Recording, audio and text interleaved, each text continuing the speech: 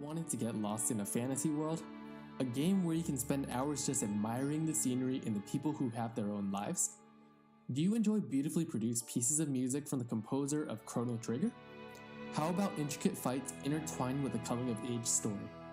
This is Xenoblade Chronicles 2. Hey everyone, this is Brandon Bowie and welcome to yet another production of The Delayed Fuse, where I talk about gaming news and games well after their launch cycle. For today's episode, I'll be talking about a game that I hold near and dear to my heart, Xenoblade Chronicles 2, which came out for the Nintendo Switch at the end of 2017. Xenoblade Chronicles 2, and by extension, the Xenoblade franchise, is in my opinion what a great JRPG should be like. Fantasy worlds with stunning vistas, characters that feel realistic and complex, and villains that you can still root for. Several years ago, I remember chatting with a colleague who just hated the first game. He essentially thought that it was a very generic JRPG. I wanted to understand why he hated the game so much, and thankfully Nintendo of America was kind enough to send me a copy of the game a few weeks early to play on the new Nintendo 3DS. I really enjoyed the world that was being built. In the original Xenoblade Chronicles, I'm never going to forget that moment when Metalface runs Fiora through. That's a very rough moment, and Adam Howden really channels that grief into that scene. Not to mention, the music from Xenoblade Chronicles is iconic. About as iconic to me as entering Hyrule Field for the first time in The Legend of Zelda Ocarina of Time. The music when you get to Gar Plains is absolutely beautiful, or the main theme that plays on the title screen, composed by Yoko Shimomura, who composed the music for Kingdom Hearts and Final Fantasy XV. In 2015, Monolith Soft released a new entry into the Xenoblade series, Xenoblade Chronicles X, which released on the Nintendo Wii U. Monolith Soft again nailed it with incredible world building and top-notch exploration, as good as or better than, per some gamers, The Legend of Zelda Breath of the Wild, which is this generation's golden goose of an exploration game.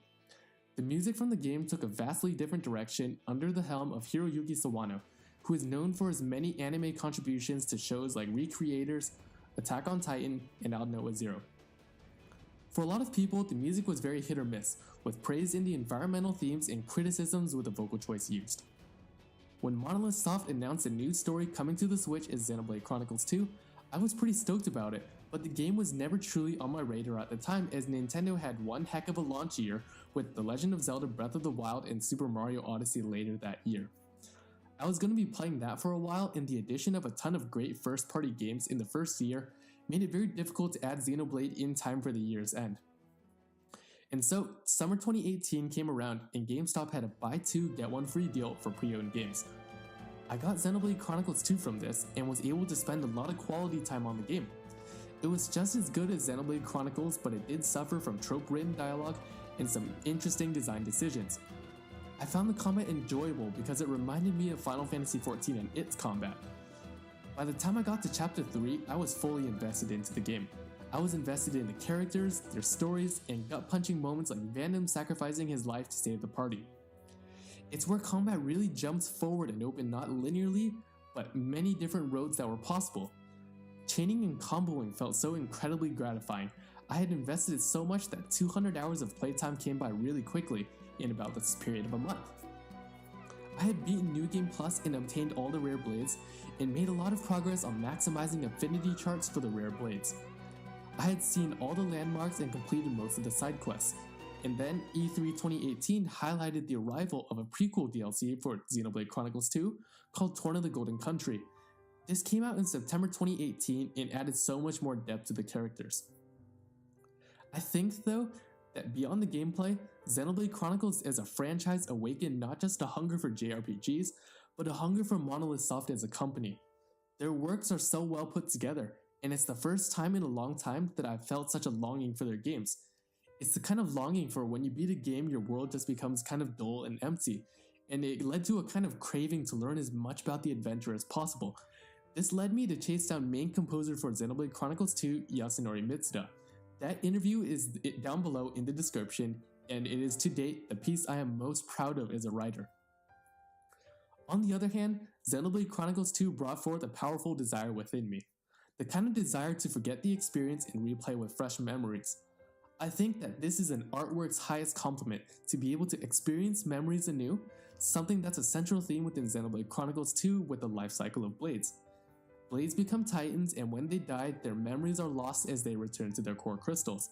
And not to mention, they managed to put a tie-in to Xenoblade Chronicles and place them in 2 different worlds that were occurring simultaneously. It's a thrilling Easter egg that adds a layer of complexity to an already strong narrative. And I'm really into video game music compositions. I play the piano in my spare time and have been playing the piano for 20 years now to date. Xenoblade Chronicles 2 has such a pleasant musical experience, delivered by some truly brilliant minds like Yasunori Mitsuda of Chrono Trigger fame, and combined with talents of composers like Manami Kiyota, Ace, Kenji Hiramatsu, and other equally talented musicians and composers.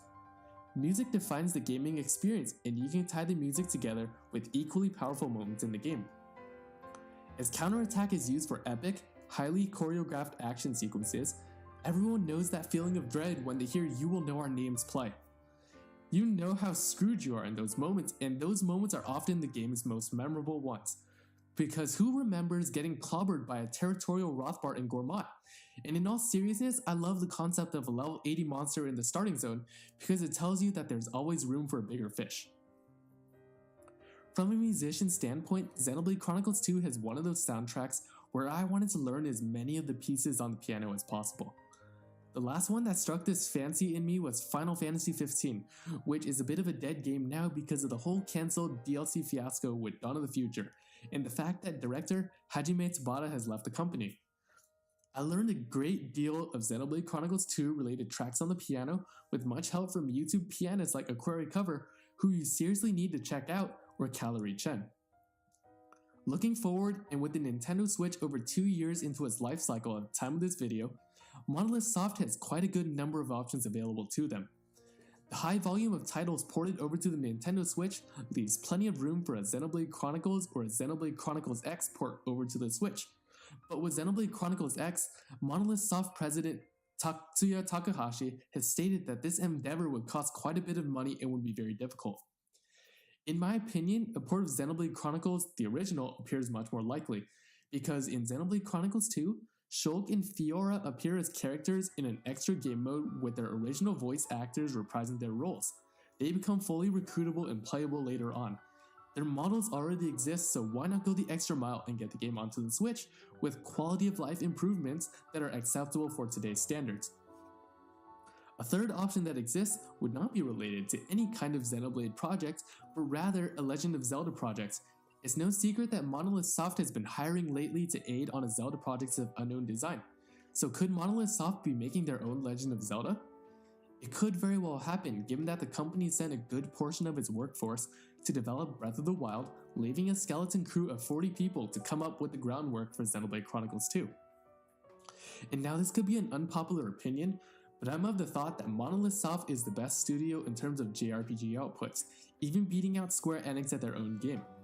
And while Square Enix has put out plenty of great JRPGs in the past, their recent decisions and processes with games like Final Fantasy XV and the Nintendo hit Octopath Traveler leaves a bit of a questionable taste in my mouth about whether or not they'll be able to reclaim their former glory. I just don't know if they have that capability to do something great again without relying on the crutch that is Tetsuya Nomura. He's great at his job, but the fact remains that for those visions to be realized, people would end up waiting years or even decades for his projects to complete, and the final product would never suit fan-base demand. Just look at Kingdom Hearts 3. It released to the derision of longtime fans who thought that the end of the Dark Seeker saga was not a worthy conclusion to such an epic tale. So I'm going to turn to you guys now and ask what you guys think is going to be Monolith Soft's next step. What do you want to see in a future Xenoblade Chronicles title, and what do you not want to see? Let me know your thoughts in the comments below, and as usual, if you liked what you saw, give Gamer Professionals your like and subscribe. See you guys next time.